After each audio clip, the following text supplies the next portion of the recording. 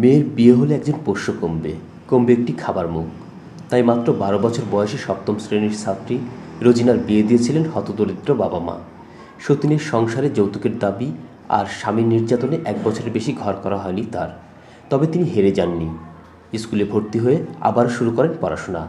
২০১০ সালের এসএসসি পরীক্ষায় ধোপাপাড়া বালিকা বিদ্যালয় থেকে জিপিএ পাস পেয়ে নিজের বিদ্যালয় ও গ্রামের মুখ উজ্জ্বল করে সবাইকে চমকে দেন হতদরিদ্র ও বঞ্চনার শিকার কিশোরী রোজিনা। সপ্তম শ্রেণীতে থাকা অবস্থায় বিয়ে হয়, অবমাননার জন্য বিয়ে দিয়ে দেয়। তারপরে আমি শ্বশুরবাড়ি যাই, ওখানে গিয়ে যৌতুকের কারণে আমাকে বিভিন্নভাবে নির্যাতিত হতে হয়। তারপরে আমি ওইটা সহ্য না করতে পেরে বাসায় চলে আসি। আসার পরে বাবা মাকে বললাম যে আমি আর সংসার করবো না, আর নতুন করে ভর্তি হবে স্কুলে।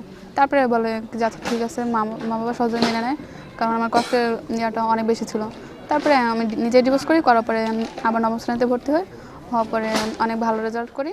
তার সাফল্য ও অতীতের দুঃসহ জীবনের গল্প বিভিন্ন জাতীয় দৈনিকে প্রকাশ হলে তার পড়ার দায়িত্ব নিয়ে এগিয়ে আসেন চট্টগ্রামের এক নৌ প্রকৌশলী।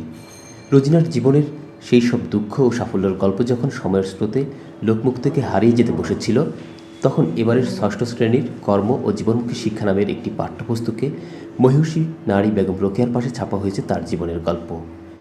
যতদিন এই পাঠ্যক্রম থাকবে ততদিন এই বাংলাদেশের সকল শিশু যারা ৬ষ্ঠ শ্রেণীতে লেখাপড়া করবে তারা রোজিনার নাম জানবে, ধোপাপাড়া গ্রামের নাম জানবে, এই বিদ্যালয়ের নাম জানবে।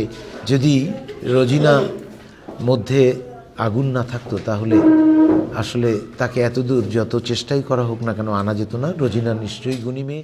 পুঠিয়া উপজেলার ধোপাপাড়া গ্রামের ভ্যান চালক বাবা আব্দুল লতিফ ও চাতালকর্মী মা রেনু বেগম জানালেন, ৩ সন্তানসহ ৫ সদস্যের অভাবের সংসার চলতে চায় না।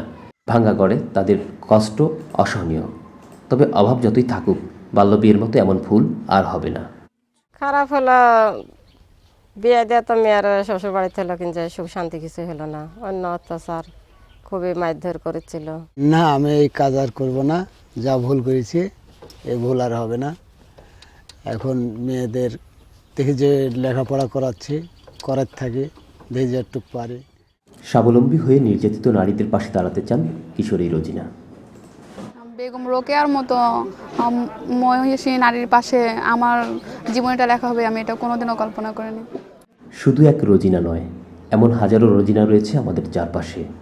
রোজিনার জীবনের সাফল্য দেখে তারাও খুঁজে পাক এগিয়ে যাওয়ার প্রেরণা।